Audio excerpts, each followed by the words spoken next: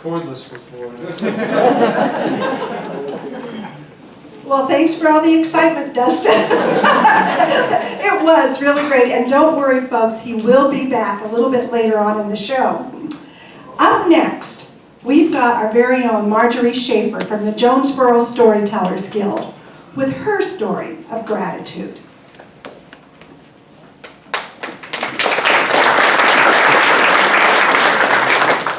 Filled with gratitude?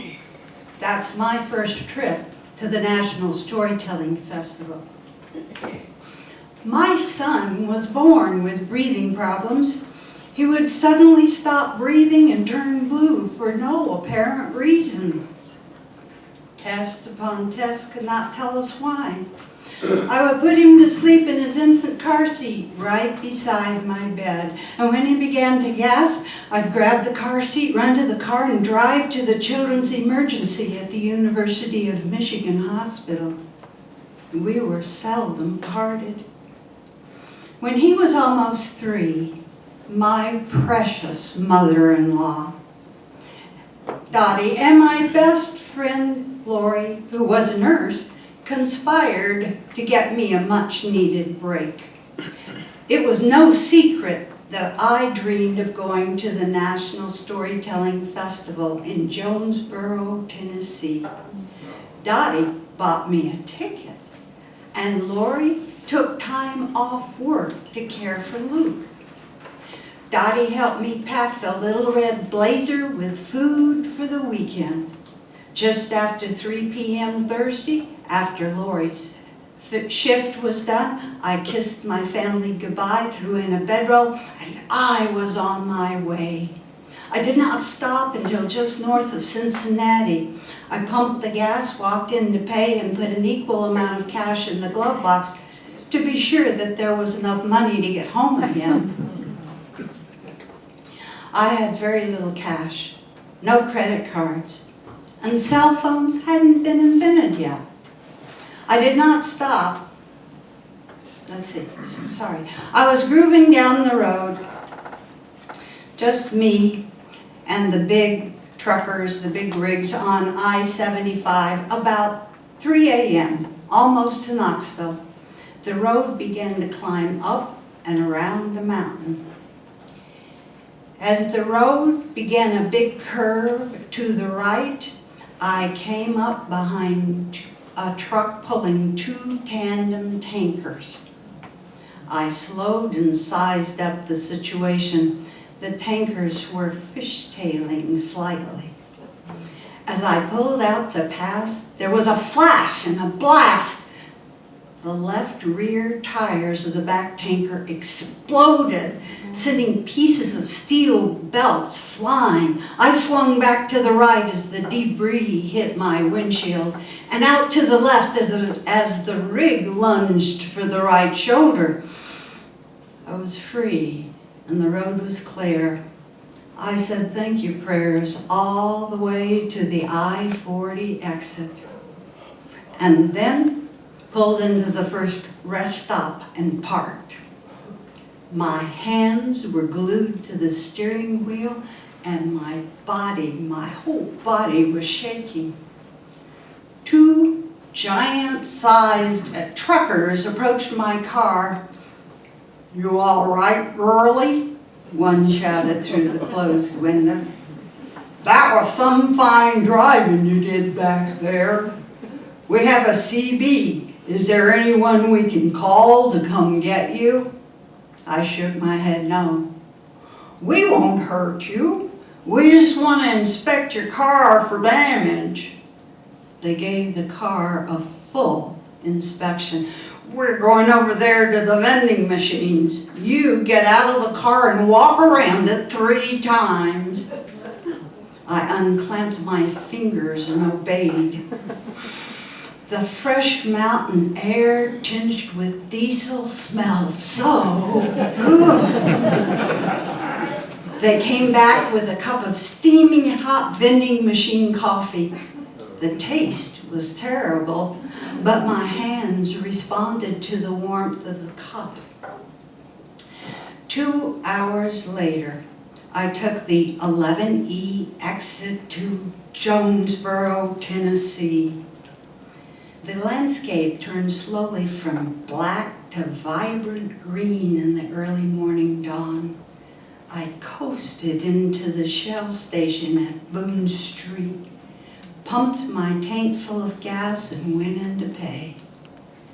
The place was crawling with hunters. Must be the first day of the season. 2 ladies back behind the counter were making biscuits from scratch and serving them with gravy. One said, as the clerk took my money, "You're not from here, are you?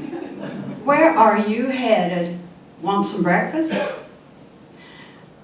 "I just came for the storytelling festival. I don't have any extra money for breakfast."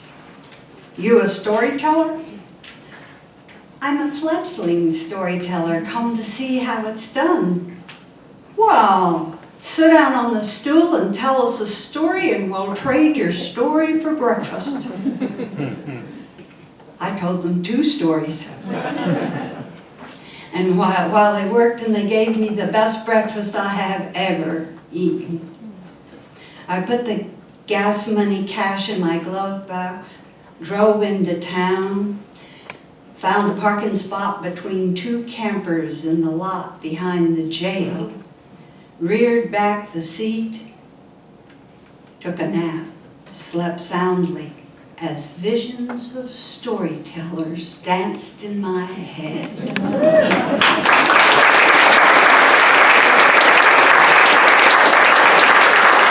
Thank you, Marjorie. What a wonderful memory. Now, how about we get back to that garden of gratitude and see what's been happening since we last visited. My grandmother planted gratitude, but generations were able to grow up in it.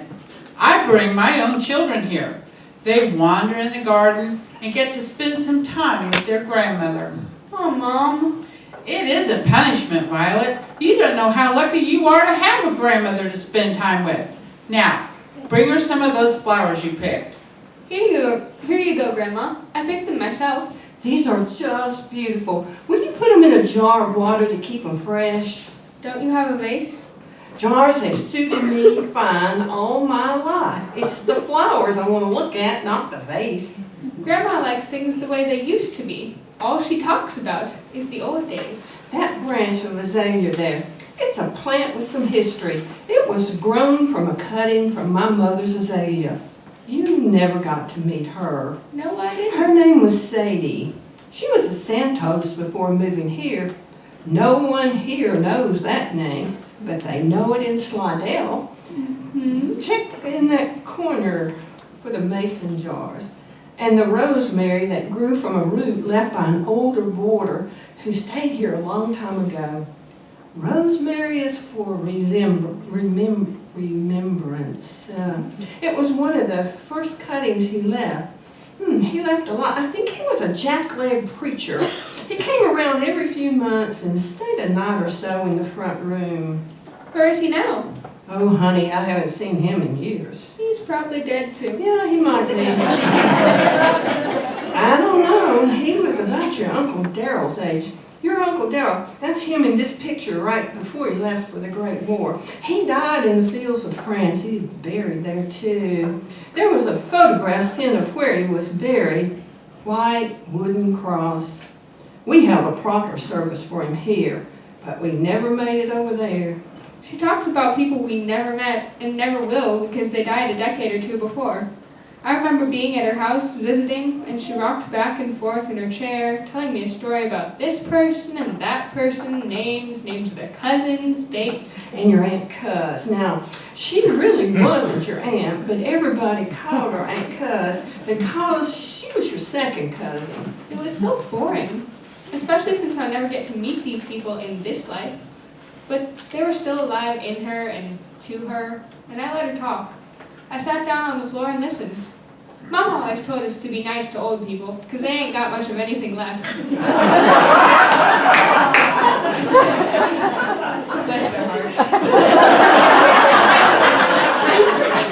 And my father's brother, Henry, little Henry, not big Henry. He was the one. Grandma, I'd love to talk to you more, but I have an exam to study for. Oh, okay, honey. I hope you do well. You take after your daddy's side. They were the scientific types. Two of them went on into medicine. Uncle Blake and Uncle Joe. Bye, Grandma. Bye, sugar. Yeah, she's just like her Uncle Joe.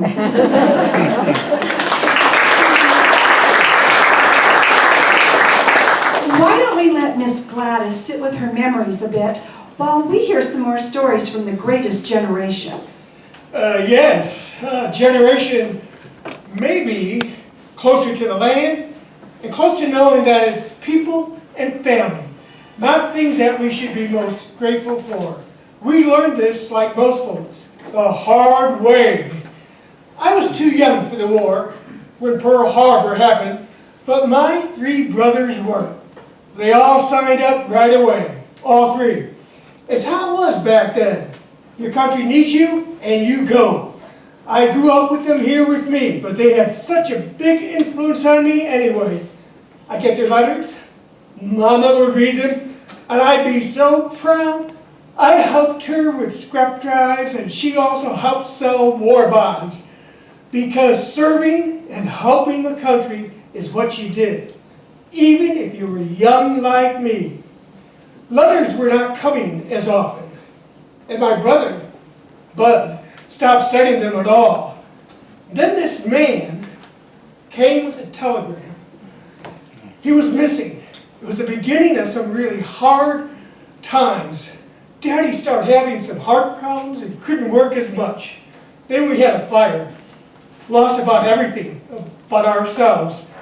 Daddy didn't want to take handouts, but Mama let some family bring blankets and things, and Daddy set us up in the barn until we could figure out if we would rebuild or move. I mean, we had nothing. Then we got another telegram. Mama fainted as a man made his way. But Daddy shook her awake. It was good news. Bud had been found. He was hurt in a hospital, but they were gonna get him recovered and send him home. Just when we thought we lost everything, just like that, we had everything. We had Bud. And my other brothers made it home after the war. So we really had everything. We lived in a little house till the end of war.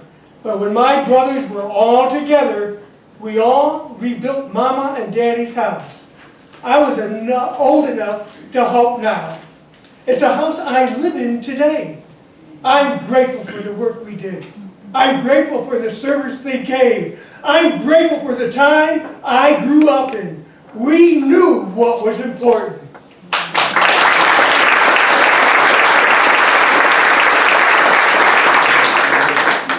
My mama lived to be 98 years old. She was a wonderful Christian woman, and she loved to help people. After she raised us, she took in other children who needed help. That's how we did things back then. Times were so hard, and if a family had a lot of children and found it difficult to take care of them all, sometimes one or two of the children would be sent to live with an aunt or an uncle, or even my mama. Her arms and her doors were always open. I don't even know how many other children besides us that she raised. Mama was raised in a little place called Norris, in a little log cabin in Elizabethton. She loved to sing and taught all of us to sing as we did our work and our chores. This was a way to remember to be grateful that we had a house and chores to do. Her mom and daddy never owned their own place. They were sharecroppers, so my mama was grateful for every little thing she had. She sang her whole life. Although toward the end, she didn't have the strength to, so we'd visit and sing to her. But I'll never forget this. It was the day before she passed away. She loved the gospel hymn, Beulah Land, and she was singing it, and I mean as loud as she possibly could. And I really do think she was letting the heavens know she was coming so they could make a place for her.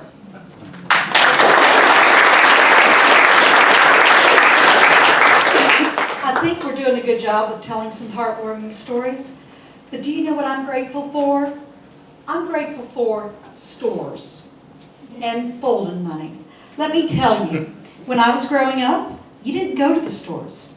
Mama especially wouldn't allow us girls to go into town on the wagon with Daddy. We grew everything we used. You might buy sugar and salt and pepper, but vegetables, meat, and all the stuff we raised in the garden, we had it. So Mama saw no sense in a store. But the most amazing thing happened when we discovered the roll-in store, and it started making regular stops. We didn't have money, but the roll-in store would trade for goods. We'd take chickens and eggs and trade for other goods. He had a little bit of everything, not just food, but toys and clothes and tobacco. Mama didn't allow smoking in her house. Didn't allow lipstick either. That was for hussies. But my sister Laura traded a chicken for some ruby red lipstick, and she got in trouble. I think the first time I saw Foden money was at the Roland store when he pulled out a handful of bills. We wanted to know what it was, and he let us hold it and look at it. It would be a few years before I'd have any of my own. For now, I bought and sold with the chickens I raised. They were hard times, but people had a lot more love for each other. Maybe I don't need the stores like I think or fold money, but then again, it sure is nice to buy lipstick that doesn't smell like chickens.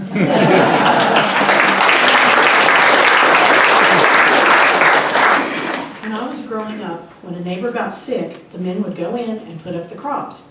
Now you can't do it. You can't trust nobody. And everybody's ready to sue if they get hurt. One time Daddy got real sick, and I remember all the neighbors coming.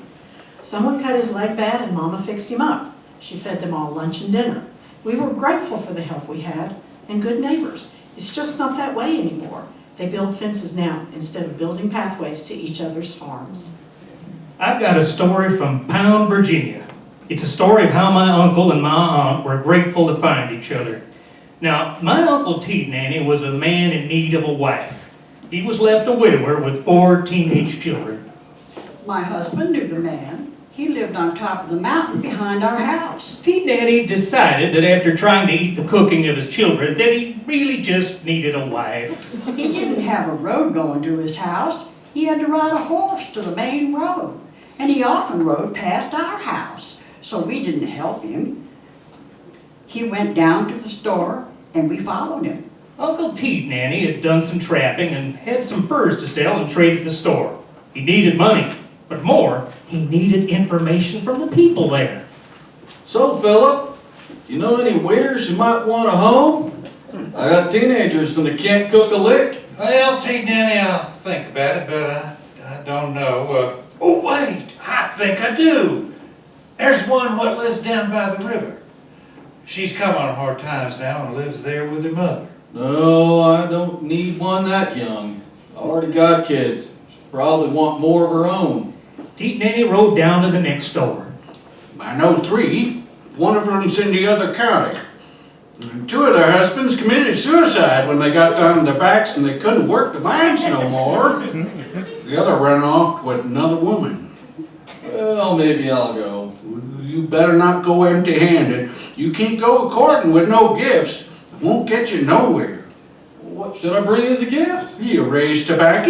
Well, yeah. I even make my own blends. Well, tobacco's a good present. If they take tobacco.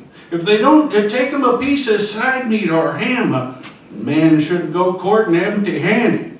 Uncle Teat Nanny had a big Percheron mare, a great big draft horse. So he set off up on the road and got to the first widow's house, and she went out in the yard hoeing the garden. Don't you even stop here, Cecil Teat Nanny Tompkins. Word come up here already, and I don't need to be raising no kids. He walked down the road and came up to the next woman. She was on the porch way up the hill. He jumped down from the horse, his blend of tobacco in one hand and part of a side of beef in the other arm, and made his way up on foot over the rocky, crumbling trail that his horse couldn't manage. Get you and your horse out of here. I got 3 children to raise and I don't need yours. Though you might want to check down the road a piece. You talking about the one in the next county over? No, before that. She might be a candidate, because her husband drunk himself to death and didn't leave her anything. She don't have a pension like us, because her husband didn't work the mines. Teat Nanny decided to make an extra stop on his courting trip, as things hadn't gone well to this point. He took off his hat and wiped the sweat from his brow, and before he made it all the way up to the porch, the screen door swung open. Cecil T. Nanny Tompkins, get yourself going. My children take care of me. I'm not taking care of someone else's children. He had to make a turn in the road. He looked to the left and remembered that his cousin's ex-sister-in-law, Lizzie, lived over there. She is divorced. She's a bitter woman, sharp-tongued. I don't want a person like that caring for the boys. By this time, Teat Nanny decided to make this an extended tour. The lady in the other county lived on the main road, and there were lots of houses he might stop at along the way. He went to the first house, and he didn't see the woman, but he saw the son on the porch with his arms folded. Keep on moving, Teat Nanny. I take care of Mama. How do you know what I come for? I go to the store too, you know. That JP's got a mouth bigger than all the creek. The next one lived off to one side, and her son lived beside her. Keep moving, Teat Nanny. Well, now he'd made it clear through the county, and the third one on his list, but the ninth one he stopped for, well, she was his last hope. He almost decided to turn around, as things had really not worked out as planned. There was another little country store just inside the county, and Teat Nanny stopped for a Coca-Cola. I'll swear to goodness I hadn't had a bit of luck at courting. Well, sir, I don't know how desperate you are, but there's a woman lives in Dallas Holler. Well, sir, I'd say I'm pretty desperate by now. Now, her grown children leave chaw in the mailbox for her on the way to the mines each day, so tobacco might be good to bring. She's 2-3 houses past the head of the holler. He stopped to give his horse a drink in the creek, passed 2-3 houses, then finally got there. He called out before he got down from his big draft horse. This older woman and another that looked just like her came out. Charlie's not here. No, ma'am, I'm on a different errand. I heard a widder lived here and I come a-courting. What's that mean? Well, my wife died. I have 4 children. None of us can cook and we're starving. Do you have a good house? Yeah, I got a good house. Land that my granddaddy had. Come rest a spell. If I think I can stand you, we'll talk to Charlie. He went in, and first thing he did was he pulled out tobacco chaws. They were all twisted together. Both women took it, ran it under their noses. Well, that smells good, Mama. It sure does. Where do you get this? I cure it, mix it myself. Both of the women looked at each other with a hint of approval in their eyes, which prompted Teat Nanny to maybe jump the gun a little bit, but he was getting desperate. Are you happy here with your daughter and son-in-law, or would you like a home of your own? Things got silent for a good 30 seconds, which felt like an hour to Teat Nanny. Then she stood straight up, standing over him while he sat there. I'll tell you right now, there won't be any cooking or bedding until there's a marriage license and a preacher. And Charlie needs to know. I don't have a phone, but there's one up at the store at Looney's. You can talk it over with your son-in-law, Charlie, and if you're both all right, well, then give me a call down there. Cecil proceeded to mount the draft horse and make his long trek back to Pound County. He went to the store a couple days later. Teat Nanny, you got a call. Charlie said if you could make some agreements, he could bring his mother-in-law. Saturday morning came, the pickup day.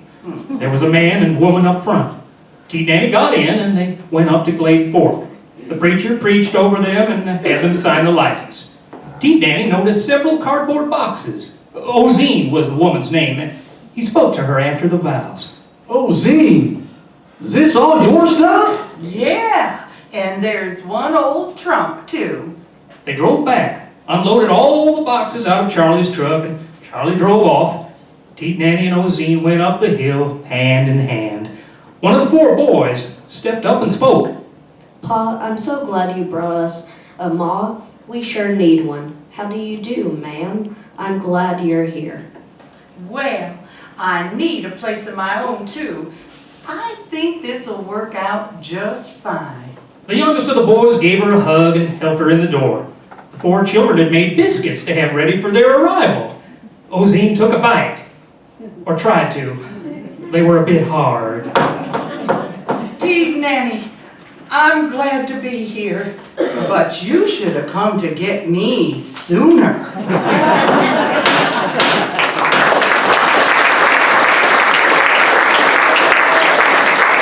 And that was another true story. If you're just tuning in, you're listening to the Jonesborough Yarn Exchange Radio Show on WETS 89.5 FM out of Johnson City, Tennessee.